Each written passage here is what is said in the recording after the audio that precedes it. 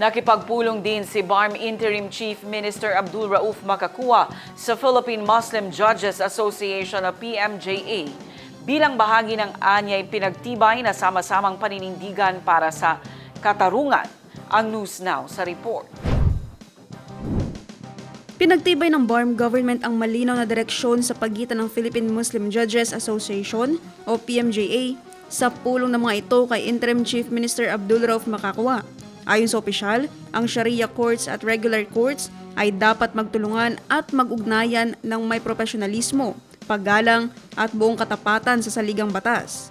Kasama sa pulong si Justice Edil Wasif Badiri at Executive Justice Lily Biton. Pinagtibay ng dialogo ang mas matibay na kooperasyong institusyonal at nagbigay katiyakan sa ating mga komunidad na Muslim na ang batas ay nakikinig, nakauunawa at nagtatanggol sa kanilang mga karapatan sa loob ng pambansang sistemang legal.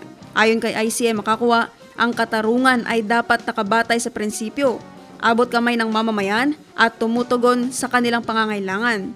Bilang punong ministro, muli nitong pinagtitibay ang kahandaan ng pamahalang Bangsamoro na makipagtulungan ng malapitan sa PMJA, sa Korte Suprema at sa iba pang mga katuwang upang higit pang mapalalim ang mga reforma at harapin ang mga hamon ng may katapatan at determinasyon. Naphtali Velarde, iMinds, Philippines.